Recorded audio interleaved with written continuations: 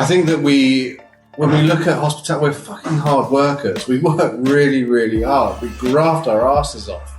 And I think that people are generally thinking that we have unlimited energy supply. But we don't just have physical energy that we're emitting, we're also emotional energy. We're taking on the needs of others, our teams. So let's dial it up. I used the analogy earlier on to finish the point of that we're Olympians, right?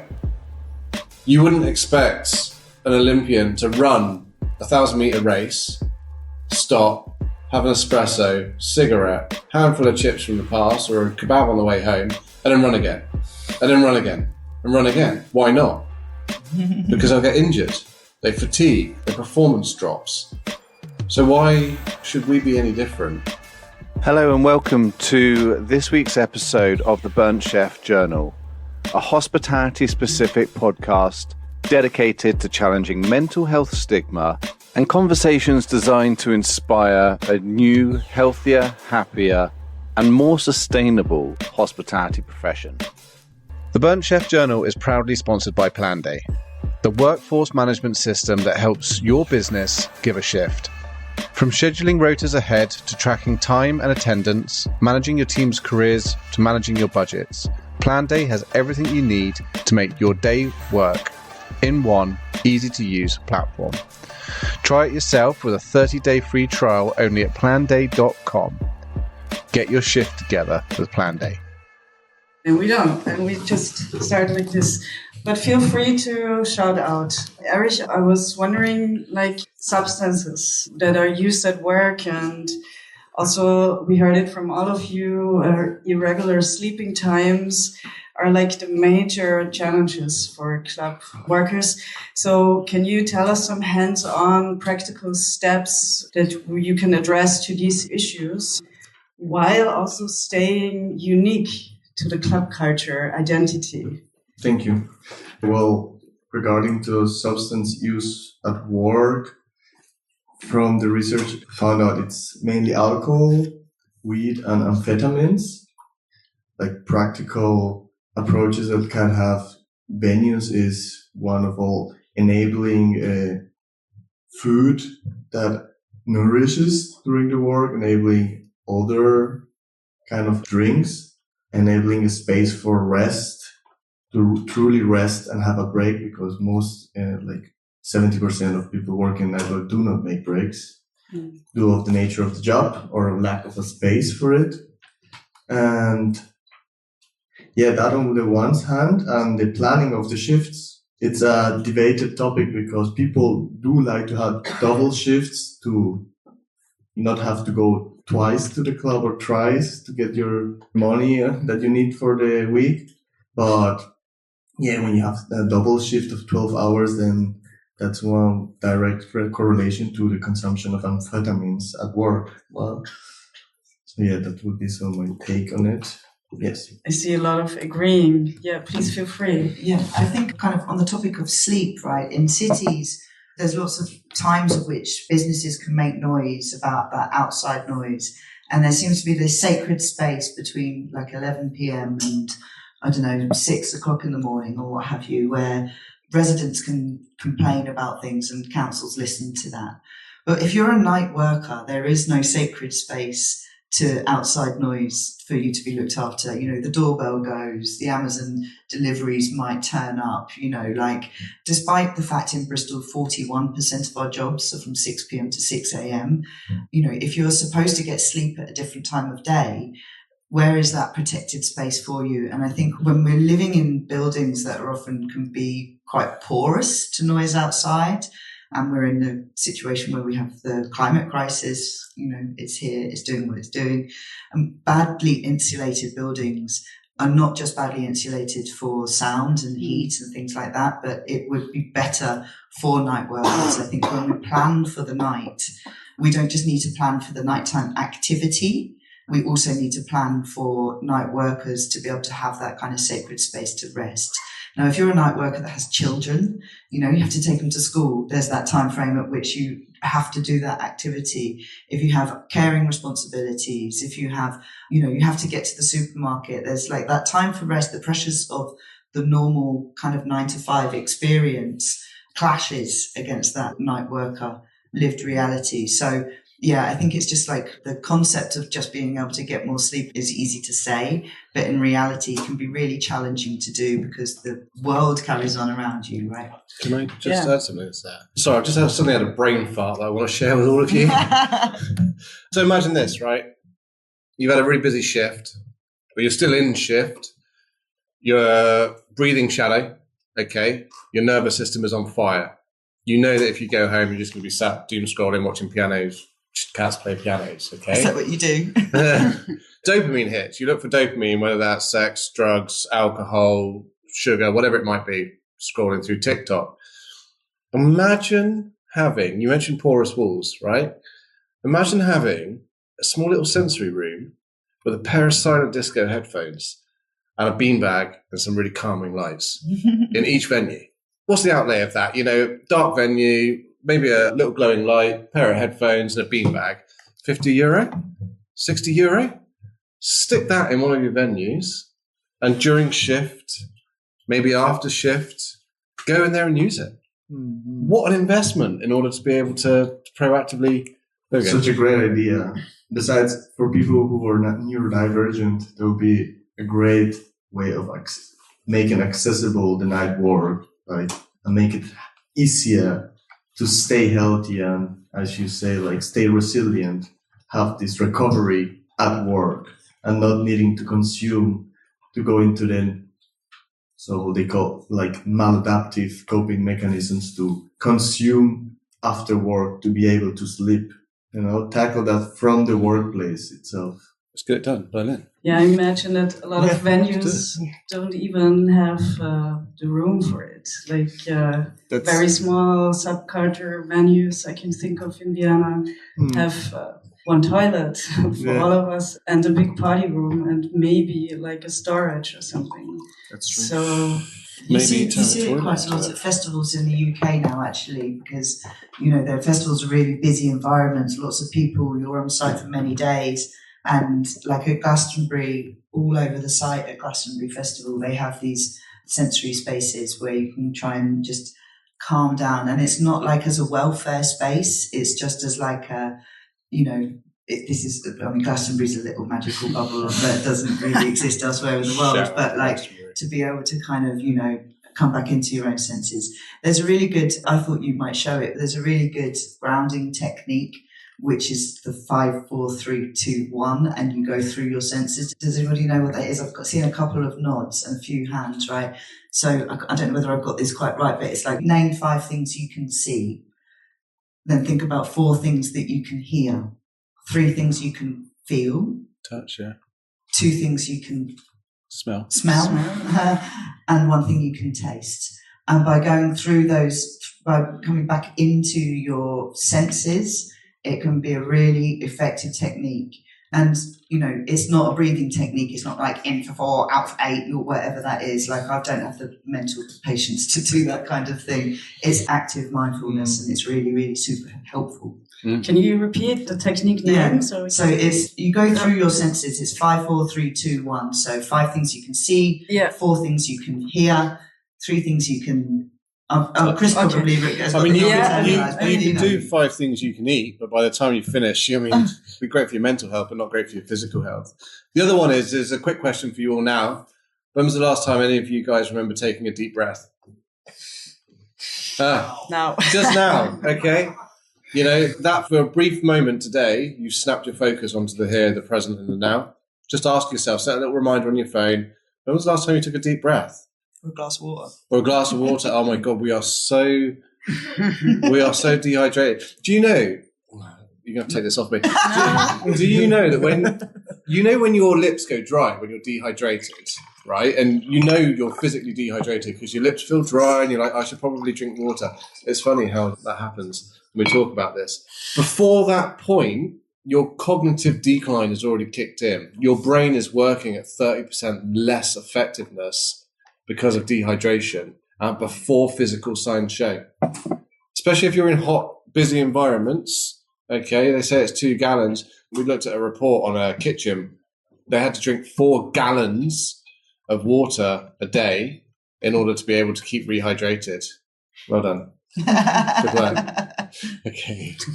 Sorry. I'm looking at the watch and we have 20 more minutes, so I just continue going from water to money. I was wondering if good mental health is actually linked to money. Maybe Magdalena, you can tell us more about it, because your focus is also on musicians that start at a very low income and have to climb up the ladder. So is mental health linked to money? Yes, of course. I mean, most of the participants in our workshop had like 3 or 4 jobs, teaching an instrument, performing, but also doing something to stay insured. Mm-hmm. Keep the insurance to keep the insurance, something completely different that has nothing to do with the music or the genre they're in. So especially when you finished your studies and start really working, it's like 3 or 4 jobs you have to keep to have an income, the income you need to survive. Okay, so the side hustles to survive. How do you think can promoters and club owners, fight against this hustle and give a structure that really, as a fair income, prevents you from bad mental health? I think promoting is probably one of the most socially acceptable forms of gambling that there is. I mean, the amount of people that lose money whilst putting on an event, the promoter is often the last to get paid. So I think it's a really tumultuous environment to exist in as a grassroots promoter and to be in that space. But also, if you're a freelancer, right, like you don't just pick up a job tomorrow. You've always got to be thinking at least 3 weeks ahead and making sure that there's something coming upstream to keep next month's rent being paid. So that ability to be able to do long-term financial planning can be quite challenging, and that kind of constant looking for new opportunities and new things is, you have to keep your brain on for such like people that work in salaried positions. It comes to Christmas time and they might knock off on like the 20th of December and turn up on the 4th of January. Now, if you're a freelancer and you've knocked off for 2.5 weeks, you're skint for the first 3 months of the year. You have to continually keep on that churn. And there's something in that about that seasonal turnover as well. Like, I don't know what it is like over here, but in the UK, in Bristol, certainly, our busy season is September to up until Christmas in nightlife. And then we'll have another chunk just after Christmas. And in summer, it just all goes to festivals. So you're constantly having to keep those connections up and keep that next job coming in to keep on that churn. And it's really difficult to find that. And because of that, it's really difficult to find that holiday time and that break. Well, I think it goes back to what Eric was saying during his presentation, which is we've become so accustomed within hospitality and the nightclub culture to have our rota on the Monday, literally a day before, or even on the day, or even a week in advance is not long enough. So it really shows and demonstrates the importance, both for financial planning and life planning, is to be able to offer rotas 3, 4, 5, 6 weeks in advance so that people can pursue other career opportunities, do know what income they've got coming in. And the benefits on retention rates is really profound. It's huge. If you can start to get people an opportunity to plan accordingly. So, going back to your point when your research. That's such a difficult question because clubs, I can only speak for clubs and cultural venues, are having a financial crisis, at least in Berlin. The payments, there's lack of liquidity in most of cultural venues, like clubs who are only running cultural events.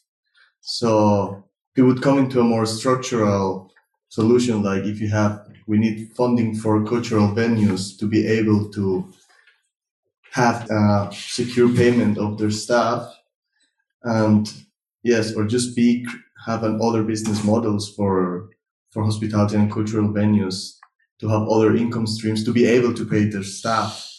Because the others, like I see that people in management try to do the more pre-planning as possible, but it's part of the job that you just have last minute changes. You can plan like 3 weeks ahead, 1 month ahead maximum.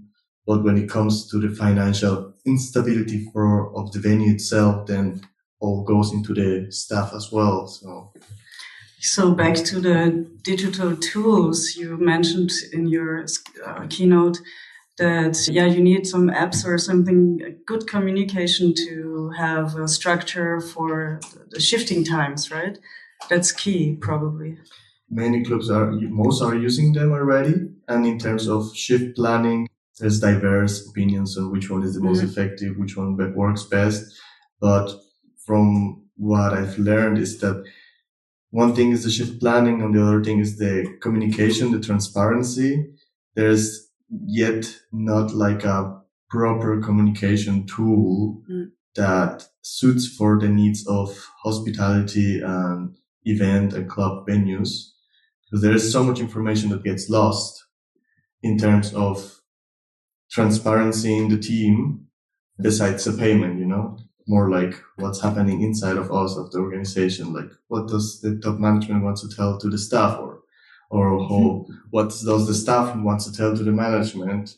And it comes to people using their private phones mainly and making it more difficult to turn off, separate from work, And then if you're in the middle management, then you're working the whole day, the whole time, meaning without being able of changing any structural things, because you're not the boss. You have bosses, but you're in charge of the people. So you're like in an uncomfortable sandwich position in which you cannot get out. I see some nodding in the crowd.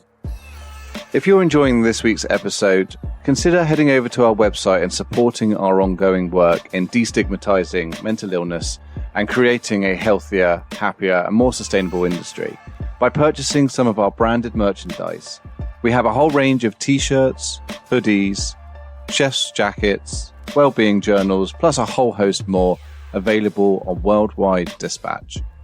All funds raised from sales of these items go towards free-to-access e-learning content, as well as providing free support systems and help for those who may be experiencing difficulty with their mental health. So what's the solution? Like, is resilience maybe? Well, I think just to kind of like keep on that technology thing, right? What you often see venues that people don't have like a work email. There is one email for the venue, and it's normally one person that's responding to that email. Right, there's one telephone number. It's usually one person that picks that up. So there isn't that ability to be able to disconnect from what's going on. It can be quite challenging, but also that ability to be able to disseminate messages to the staff. And certainly also it's like, who is your team? Because there's the door staff, there's the bar staff, there's the promoters, there's the performers, there's the security. Often they're different companies that exist in one environment, and like who actually counts as your team. And when you're putting in well-being policies and you're putting in like moments to check in and debrief on what's going good and what's going less good, are you including those visitors that are like coming in through your venue? We have different DJs and performers every single night, right? And they are just on a churn. They're traveling, they're not getting much sleep, their flights or whatever times there are. There's, it's hard work doing that, like being on that, living that lifestyle. I mean, people think it's really glamorous, but it's a lot of times waiting in airports. And I think that when you're trying to like build that sense of being a mentally healthy workplace, is making sure that you're including those people that work within the venue on a regular basis, your photographers, do you know what I mean? Like, not just those people, that might have an email, because that's probably not there either. And when you see these like workplace wellbeing strategies, it's usually like, why don't you do a staff survey? It's like, how on earth am I going to do a staff survey? Do you know what I mean? Like, nobody's going to read that. Like, it's like, actually, how do you find those moments to do it? And I think like hospitality and nightlife can invent it for itself. What we're really great at is like looking after people. And I suppose it's that, how do we find time and those communication strategies to be able to do that work on ourselves and our own in-venue, in-organisation culture, to have those feedback loops. Sorry. I just wanted to say one. I think there's no general solution, but there are some strategies or perspectives that can be approached. Organization. One is naming people from the staff to be representative of staff, to bring them into the meetings with the management, to bring up the voice of the staff, because it seems to be a big discrepancy between for their time. Yeah, to include, that's the thing. Because if you do big meetings, that cost a lot of money. So, but you need to have the perspective of everybody on your team to give the sense of that they are being heard. And team knows better what they need. So I think like to just bring at least representatives of teams in board of the discussions. And pay them for their Exactly, pay them of for course. their time. Of course. Because when you say, we have to do more team building, more team meetings with all the stuff, then it's like we don't have the money for that. Yeah. There was a question. Yeah, please. I just wonder if it's okay, just now or later. Yeah, go. Because And another disclaimer, I don't know if you talked about the awareness teams at parties already?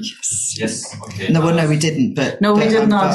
Okay. Awareness then my question is appropriate now. Because I've been working in an awareness team, and what I've learned from like where we were at the middle management, like the people who manage the awareness teams, they're usually also the people who, do shifts as well. So they work in the day and in the night, and then they also have to, handle emails and maybe sometimes social media, where people send, what happened to them at the clubs. They talk about how it was good or how it was bad, and they complain a lot. So these people are getting the pressure from the top, from the bottom, from the outside, night, from the social media, and from the emails. Yeah. And they, that's where I have seen the fastest burnouts in the club culture. Yes. So that might be a topic to discuss as well. And you lose your staff very quickly like that as well. And I think that actually the online connectivity pressure, because it comes into one person's inbox, the person that's dealing with the social media, it's usually the one person that's managing it, right? And nobody else is actually realizing the onslaught that they're getting. If you work a box office, then the team tends to know what the complaints are. But if you're managing that social media account, you're usually the one that's doing it. And what we do in nightlife is we create joy, we create moments, we look after community. And it doesn't feel very nice when somebody's having a go at you online. Like you take it home with you, and it's really difficult to do that. And we don't recognize that enough in all sorts of sectors, actually, not just in nightlife. What we do with the Women's Safety Charter, which is different to our Thrive at Night stuff, is actually part of our Women's Safety Charter, and we call it a Women's Safety Charter, but we mean like protecting harassment of all protected characteristics under the umbrella of women's safety, because they're the ones who tell us the most that they feel less safe in cities. The first point is name a champion, appoint a champion. But with that, we look after the champions, and we find times for the champions to get together. We find times for that kind of peer support to be able to untangle some of those problems, and recognizing when you are the person that's dealing with a crisis and dealing with that is actually, we need to find time for you as well. We advocate for that in as many spaces as possible in Bristol, but it's a conversation that is not had enough, and the actual emotional burden of doing that wellbeing work. And I think also, people talk about nightlife, they talk about safety, but like misogyny doesn't put his trousers on at 6 p.m. and decide to go down the pub. It's a societal problem that nightlife gets the blame for. With social spaces, problems happen when people come together. We often get shouldered with some of the problems that society has, and nightlife gets the blame for it. And we don't get enough support from the state, from the public health budget, from the police, and from all of those other institutions that are set up to look after that stuff. But we get a lot of the finger pointing as if it's our fault, and all we're trying to do is create enjoyment and joy and community and lovely times. So I agree with you wholeheartedly. Just to expand, so I'm not familiar with the specific work that you do, but the plight that you're talking about is very relevant. We work with organizational psychologists to be able to underpin some of the data that we work off of. And what's become apparent over the last 3 years of working with these psychologists is that no matter what venue or side of the ecosystem you're on when it comes down to working in hospitality, general management are the ones that are most prone to burnout. That's based on scientific data now, so it's proven. And some of those reasons are is because it's a shit sandwich, and you're the shit in the middle. Like ultimately, and I mean that in the most endearing way possible, you're having to manage the needs of team members as well as the needs of the business without being able to make any immediate or sudden changes. And I think you care. Like, we don't come into this sector because we don't care. We're all passionate, driven, creative, diverse hospitality professionals. And so when you're in a position, and it's not just promoters and marketing and bookings you have to deal with, it's also getting a phone call at 2:00 in the morning from a team member who's in crisis themselves, and then having to try and manage that. So we need to do more to educate businesses on how to put in place protection mechanisms. But I'm also going to be the arse that says to you here that we also need to learn ourselves to put professional and personal boundaries in place. I think it's hard in our sector for us to say no.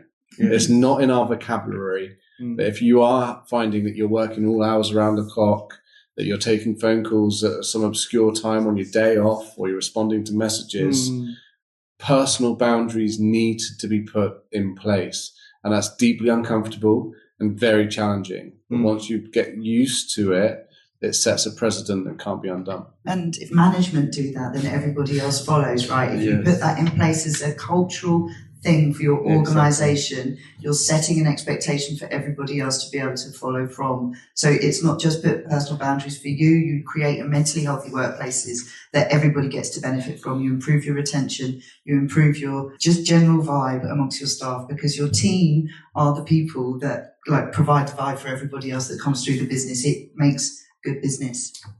I don't know where that's going. I just wanted to add to on last thought. I think I agree so much you said.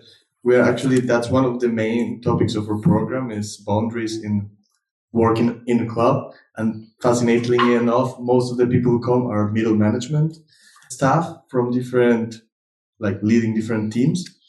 And I don't have yet like proven data, but we are trying out now with Katablau this concept of bringing either, I would say like as a double role, you bring somebody extra to support you in the middle management to do a double burger, not be alone in this responsibility, and somehow as well kind of a mentorship, bring somebody else into the responsibility, carry the responsibility with somebody. It's easier for you to turn off, you can count on this other person. This other person is developing their skills into a more responsibility. So it's win-win, and you are using the potential of the team, because there's always in the team so much potential, but most of the people who are wants to stay in this suffering middle sandwich because they still have power. And it's difficult to give power away, but it's as well gratifying for your own well-being if you manage to include somebody else to carry the burden with you. So true, isn't it? Delegate. Delegate. The reason why your team are leaving is because they don't feel trusted, because you're not delegating work, you're not supporting and mentoring. It's such... Yeah, and it's such a sad thing to say. I already got the sign that we only have 1 minute left. So maybe the final question. I mean, there are a lot of questions, so I hope you stay a little longer and you can grab the chance to talk to you and chat a little bit after we leave this room. But imagine a dream scenario of a mentally healthy club. How far are we away from this achievement in your hometown, for example?